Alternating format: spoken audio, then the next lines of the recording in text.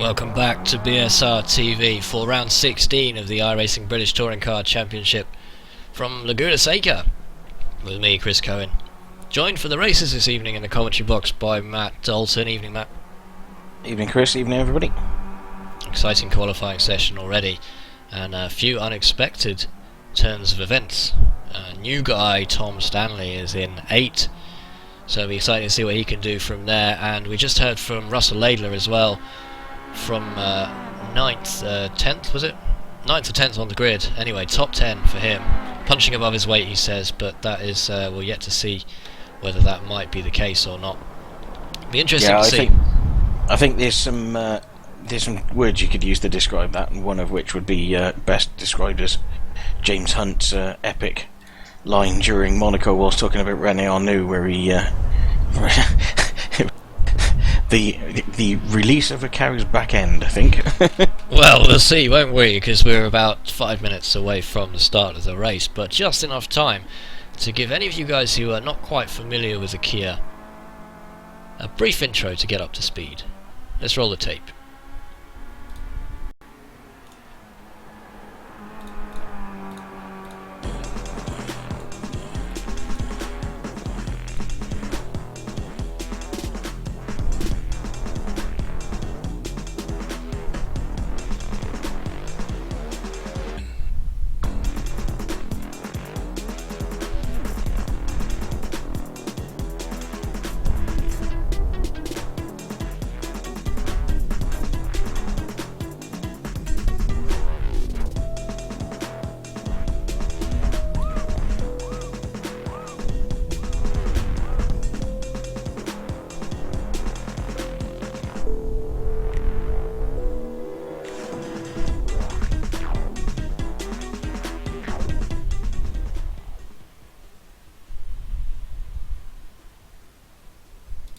And you now know just about everything you need to know about the Kia Optima. Just cutting to the track to watch the two drive cool drivers get together in the corkscrew, and that was rather unfortunate. But never mind, we'll see them head off again. It's only a warm-up session, so I guess it doesn't really matter. But Chepalevsky back on pole position, no real surprise there, Matt.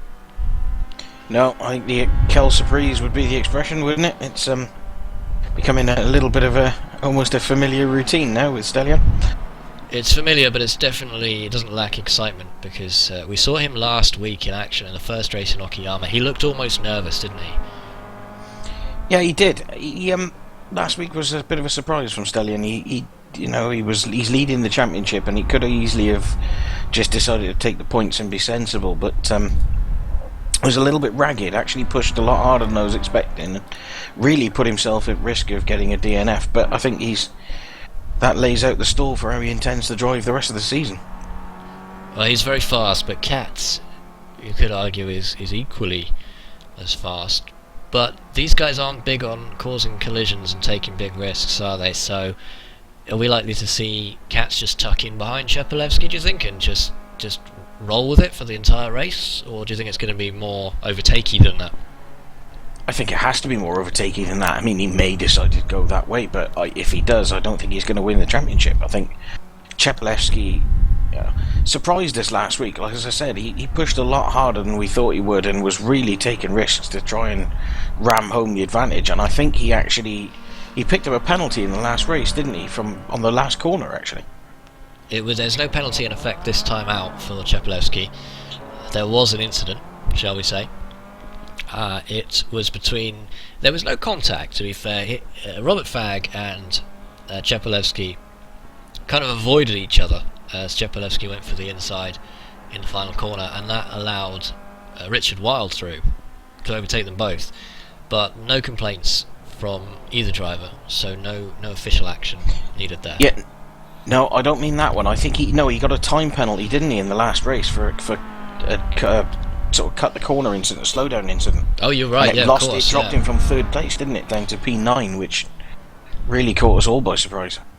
We actually missed that. We talked to Stellion Chepalevsky after the race last time out, and we didn't know. He didn't know at the time either, but he did get a penalty. And you're right, he finished in 12th place in that final race in the end. Yep. Yeah, 12th place, yeah, wow. Didn't realise it had dropped him down that far. but that means that he's only got a 3-point advantage over Katz, and Katz will be eyeing the top of that championship going, I want to be on top. Yes, you would think so. You certainly hope that that's his attitude. I don't think these guys, this is getting towards the, coming up towards the midpoint of the season. I think these guys have to take every point they get. I don't think they can settle for second or third at the moment. No, absolutely. It'll be an interesting one, I think, because Katz is... Well, ever since Katz has, I just see there's 3 drive cool drivers going around the circuit in a big procession almost. Like, look at us, we're cool, we drive cool. But he's not one to take big risks. Chepelowski's not one to take big risks. We've seen some riskier moves from Wild, who's going to be starting third on the grid. Do you think there might be incentive for him to try and grab the lead early? I don't think he's going to worry about anything. I mean, Richard Wild is, by name and by nature, we've seen in the last few races, he is not shy about trying to overtake people, and I see absolutely no chance he's going to be any different this evening. And of course, I suppose the one thing you will see from Katz and Chepelewski is, while they're racing each other, they'll probably be aggressive, but you'd have to think with somebody like perhaps Richard or Robert Fagg, they'd have to be a little bit sensible, surely. Well, we're going to find out, I suppose, because we've got 10 laps coming up from Mazda Raceway Laguna Seca. This is the first of 3 races this evening, all of which will be live on BSR TV, as usual on a Thursday. Don't forget that there is an 11 incident limit in place, so if anyone reaches 11 incident points during the race, they'll be instantly disqualified. We hope it's not necessary, it's just there to put drivers off from taking unnecessary risks that ruin everybody's day. This is one of the more technical tracks though, so if you're going to pick up incidents anywhere on the calendar, it's likely to be here, isn't it?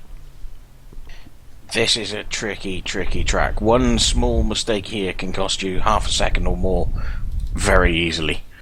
Especially in the corkscrew. It's one of those places, in probably more so than any other track in the server, that you can really make up or lose a considerable amount of time. Just look at that field. We see all the cars making their way down the grid. Chepelewski on the right hand side, inside for pole position. Katz is on the outside in the green mirrored eBay Motors car. Richard Wild in third place, just behind Chepelewski, pops into view, and that is Alexander Smolensky is on the left hand side behind Katz, and then Simon Field in 5th place. Alexander's really got himself together in this car, hasn't he? He's come up through the ranks every week. He has indeed. The lights go on for 10 laps from round 16 of the iRacing British Touring Car Championship. We're underway. Little blink from Chepelewski there, but still manages to get off the line. Katz has moved across very early, so Andreas Katz stamping his authority on that second place as they come down into turn 1. But what's going on? They're all braking quite early there, and everyone wants to just take it easy. It's a difficult corner to get around with 26 cars on the move. Seem to have done it okay. No spinners, no one's off the track, so very clean start there, and Chepelewski's got the lead, and Katz is in second. We've lost one of the Airwaves cars, and Ellis Stevens has taken a slap as well. Let's see if we can go back to and a big bit of sideways contact there. It's one of the drive cool guys, isn't it? And well, Stevens won't be happy to that. Moves over to the inside, but he's got some damage. Stevens is damaged. And yep, we've got a Dyno Jet car and barriers in the background as well. Let's have a look at that again. See if we can go back a little bit further to see what happened from Ellis Stevens' point of view. Just coming through turn 1 now. That drive cool car is in front of him. Not sure which one that is. Is that? I don't know which one that is. Oh, and there's a sideways Speedworks car. It's just gone off the circuit, and well, a bit of a racing incident, unfortunately, for Stevens, as one of the drive cool cars collides with him, and then the other one just doesn't see him coming into that corner, and there's more contact there. So he's been a bit of a battering ram, almost inadvertently, unfortunately. Going back to the live feed then, Chepelewski over the line for the first lap. Yep. Andreas in second, Richard Wild up to third already, picked up some front end damage on his car. So Richard Wild holds on to that third place. Smolensky, meanwhile, has dropped down to 5th and is now coming under attack from Tom Stanley, who's in 6th place. Russell Laidler, who was apparently punching above his own weight, has managed to get into 7th place, so he's doing well. Yep. Bond is up As to we said, 10th. no surprise there. No surprise at all. Who have we lost though? Because Hefford's down to 18th, unfortunately for him. Robert Fagg was the Speedworks car that we saw going off on the first lap, so unlucky for Robert Fagg, but he's down in 22nd. He is still running. Stevens is down in 24th. Last year's champion, really not having a very good year this year, is he? It just won't come right for him, and sometimes in this type of racing that can happen. Incredibly frustrating. He's dealt with it extremely well so far as well, but the championship just keeps slipping further and further away. Stanley gets wide coming out of there. That's let Laidler just have a sniff on the outside. He's going to have to keep it clean and takes the position, and that is Adam Terry just behind. Oh, Laidler's run a bit wide coming out of there with the green mirrors, and Terry's going through as well, so Stanley's got the inside line, but Terry's fighting back hard. Laidler should hold it, but what about Terry? He's around the outside. Well, he's going all the way around the outside, a long way round. Yep. Trying to take the opportunist route there, Adam Terry. And that's Andy Dalton just and behind it's worked for him as well. So Terry now moves up into the 7th position. Dalton has Dalton got a problem? No relation. Andy Dalton has a problem. He's slowing down. Well, that's interesting. Oh, and he's caused a collision there, and it was difficult to get out of the way, I suppose, but what's happened to Andy Dalton? He seems to have got it going again. I'm just looking at something there. If you can see the flashing lights, I think.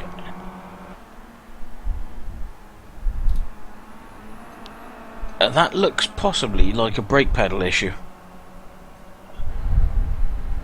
So struggling a little bit with the brakes locking on and off, and then it's finally freed itself up, and away he's gone.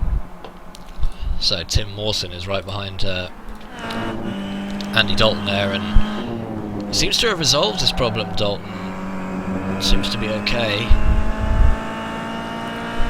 I was curious, wasn't it? Yeah, we know you're alright. So Stanley now down to 8th position, but a good battle going on behind these guys. Look at Laura Bond, she's holding off Dan Hunt and Kai Barker. Kai Barker's in the red drive car. Good to see Kai Barker as well. He one of the guys who ran with us for a long time on the UK and I Oval Series. We haven't seen him for a while. It's nice to see him back. And into the pits then is Andy Dalton. No, it's not Andy Dalton, is it? Is that Tom Stanley in the pits? Why is he coming in the pits? So maybe we missed there's something. some engines going pop again, yeah. Well, they're both drive-cooled drivers. Kia haven't picked up an engine supply from Mazda recently, have they? Yeah. It's a reference to the Skip Barber series, in which we saw a lot of problems with engines. But Tom Stanley is dropping places now. He's coming to the pits, not entirely sure what might have happened to him. The Twitch TV crowd are riled by this news, unfortunately. Bond's still going round very quickly, really. She is now 3 seconds behind the next car, which is Russell Laidler. Laura had a good run the last couple of weeks in this car. She was disappointed with the results at Okayama. I know that she had more. She definitely felt that she had more pace there than she was able to show, and her results should have been better. A lot of bad luck for her as well. There were some incidents that she was caught up in.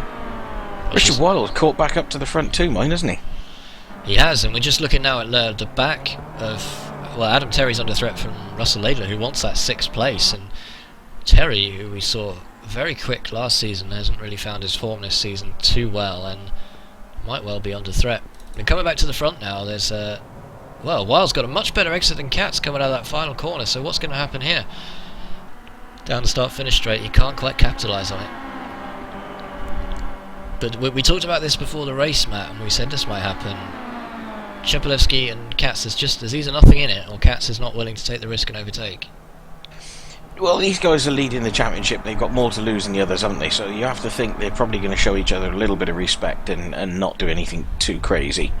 Richard, on the other hand, is probably going to throw it in any gap that he sees, which is even remotely car-shaped. Simon Field in P4. Good to see Simon back towards the front. He's struggled for the last couple of weeks as well. He's just leapfrogged Smolensky. You can see the top 5 separated by about 3 seconds. Not much in it. Laura Bond still has Dan Hunt and Kai Barker just behind. No chance for those two to go through though, not with Laura putting out this much pace.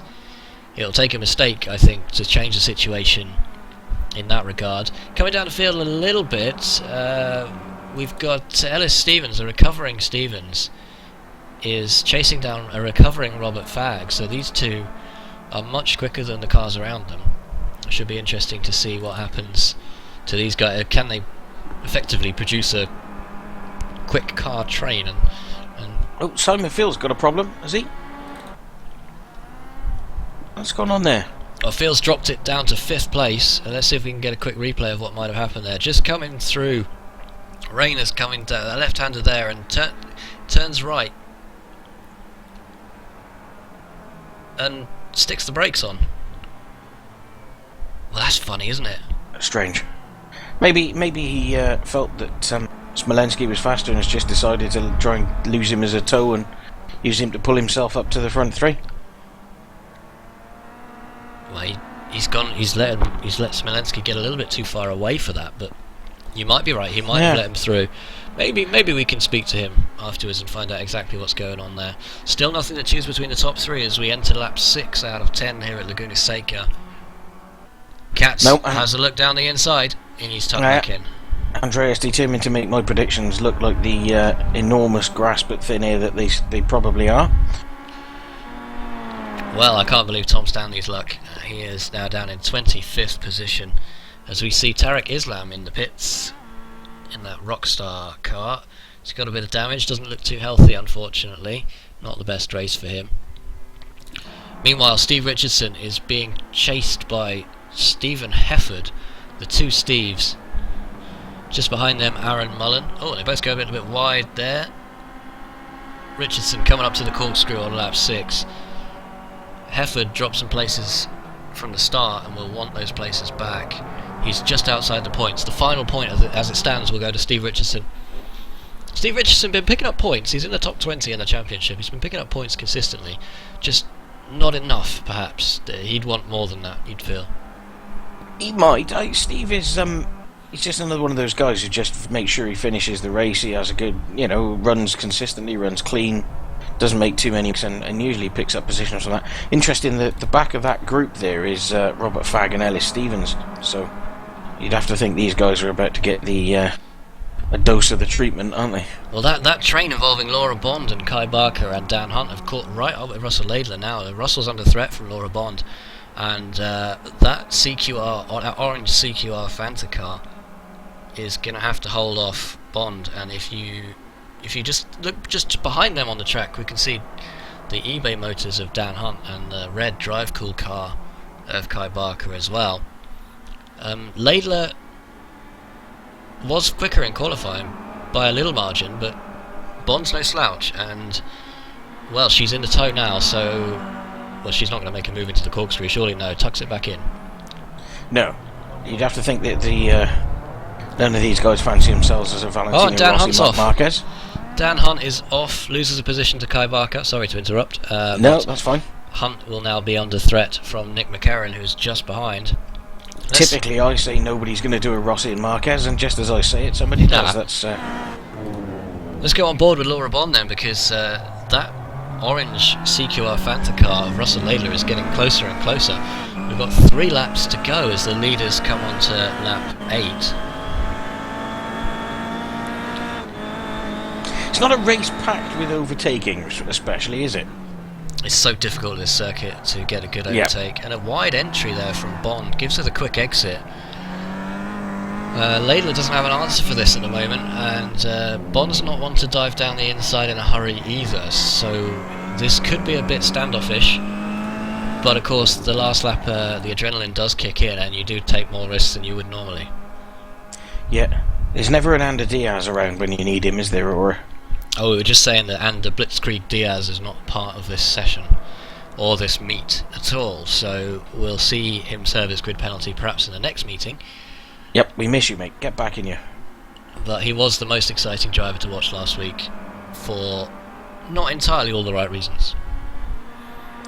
Yep, well, I don't know. It's This is a tricky track. It's worth saying again. There's a lot of corners that have camber on them, which can make them a little bit one-lined. It's a technical circuit, one that probably anybody who does a bit of sim racing will be more familiar with than others, because it's been in pretty much every racing game that's ever been invented. So. And Chepelewski now with a 1 second advantage. Another 1 second back to Richard Wilde. So they're just starting to spread out a little bit. And you have to feel, don't you, Matt, that this is the result for the top three at least. It certainly looks that way, doesn't it? Well, if those guys won't give us a fight, these guys will. Laura Bond has a look down the inside, late on the brakes, just manages to get it stopped in time, steps on the anchors just about. Oh, that's...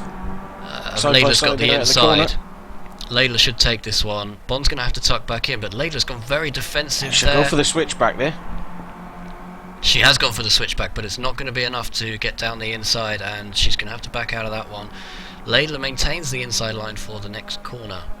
So a real threat now from Bond. The attack's come quite early, hasn't it? Because we've still got 2 laps to go. She obviously feels like she's faster by enough to make the overtake. And down the inside now into turn 6, so this is... Should be able to make this stick. One of the hardest corners to make an overtake on, and backs out. Sacrifices the exit as well, so maybe not the best decision, but if you're close to that 11 incident limit, you don't want to take any risks here. Kai Barker has jumped down Hunt in the background. That's the red car, and these two guys, Bond and Laidler, are slowing themselves up and letting the other two catch up. Kai showing, that this isn't a track you can overtake at, so... Kai, again, like I said, I've raced with Kai a number of times in oval races and things in the past. He's a good guy to race with. Races clean, but again, he will make an overtake. If you leave him a gap, he'll go for it. I think Laura Bond might have got a run on Russell Laidler here as well. He knows it as well. He's got very defensive very early, but he's not going to do it. Bond's going to be through by the end of this straight, or is she? No, she's going to have to outbrake him, but it's not going to happen. So turning in there, Laidler uses his car as a metal shield to stop Bond getting through, and Bond is out of luck again on this particular lap. Good solid defensive driving there from Russell Laidler. 1 He's lap more to go. experience than he says, hasn't he? Well, he does. He's holding on to this 7th place vehemently as well. So the leader's now on their final lap, unchanged in position. Simon Field has got past Smolenski, however. He's back up to 4th position. Oh, runs very wide there and picks up another incident. Meanwhile, Bond has only a few corners, and she's going to tuck out in turn 6 to make another attempt at this overtake. Back out of it this time, surely. She's in for the money, and she's going to take it, I think. Just up the straight, they did well to keep out of each other's way. Yep. But there's 2 cars, they've got to think about those 2 cars behind them. Laidler's right on the outside, and we can't move away from this battle. Good now. move. It's too exciting. Bond's through. Well done, Laura Bond. Russell Laidler is under threat from Kai Barker now. Yeah, great move there, Laura. She just got the run out of the preceding hairpin, got a good run up the hill. Well, Chepelewski takes it from Katz, from Wild. Simon Field takes 4th place. Smolenski's in 5th with Adam Terry in 6th. Barker's had a problem as well. He's dropped a couple of places at the end there. Well, what's happened to Kai Barker? He's now going to lose it to Nick That McCarron. looks like... He's crawling. That looks like he's run out of fuel. He's crawling. Will he make it to the... He should make it to the line, but look how many places Kai Barker's... And it's not Drive Cool's day, is it? Just takes the 12th position there, and... What a time to run out of fuel for Kai Barker. That is awful. He almost timed that a little bit too well with the fuel amount there, and he judged that a little bit too fine, you have to say. Well, that's good job there's no mandatory fuel sample at the end of the race, isn't there? Well, yeah, quite. So let's get some results up on your screen for race 1. That's Chepelewski taking full points again. That's his 8th win of the season, Matt. Very impressive. Yeah, he's becoming a bit more and more dominant every week, isn't he? Well, I mean, it looks so simple, doesn't it? It looks like he's on cruise control, but that takes a lot of skill to keep the same pace every single lap and keep somebody like Andreas Katz behind you. Katz takes 2nd place, Wild 3rd. Field holds on for the 4th place, so doesn't drop as many points as he would have done to Richard Wild. Smolenski goes from strength to strength in 5th. Terry takes 6th. Bond in 5th. Laidler in... Bond in 7th, sorry. Laidler in 8th. Hunt in 9th. McCarron takes 10th. And Kai Barker unfortunately loses out. Dramatic first race as usual. Great result there for Laura Bond. That's really impressive for 7th place. Fantastic, once again. I'm wondering if we might be able to have a very quick word with 7th place finisher Laura Bond. Laura, are you there? Hi there, Chris. Welcome to BSR TV, Laura. That was a fantastic move on the last lap to grab 7th place. You must be delighted with that. Yeah, I was really chuffed. I just seemed to have the speed going up the uphill, and I just thought, well, I might as well just go for it. So usually I wouldn't attempt to move like that, but this time I decided to, and it came off. And we've heard from Russell already this evening that he felt like he was punching above his weight, but how well was he driving really? Because it didn't look like it was easy to get around him. It's really difficult. Making sure you get a good exit is really important, and the straights aren't really long enough or straight enough to get by, so it is difficult, and he made it tough. And we were talking a little bit before, because you've actually got a motion rig as well to race on, about how much of a difference that makes for you. Do you think you'd race as well without it, or is it really helping you along?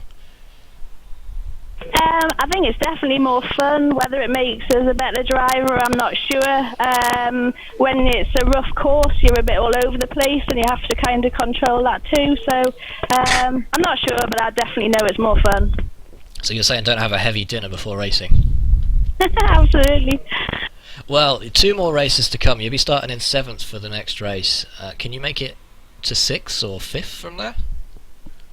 I'm not sure. My plan tonight, it's not my favourite track, so my plan really was just to try and drive steady and make sure I finished, so I'm really pleased with that. Because the other thing is, would you maybe sandbag it a little bit in the hopes of getting pole and a win in the last race? Nah, I don't think I fancy that pressure. I've done that before and it was hard work, so I'm quite happy mid-pack where I'm at. Well, best of luck for you starting from 7th on the grid in the second race. If nothing else, fantastic result in this one, so we'll be watching out for you. Thanks a lot, fellas. Thanks, Laura.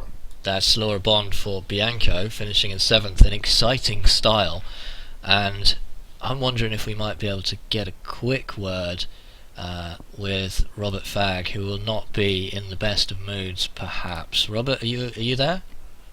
Yep, go ahead, guys. We saw you spin out in turn 3 on the first lap, Rob. Maybe you can talk us through it, because we didn't quite see what led up to it.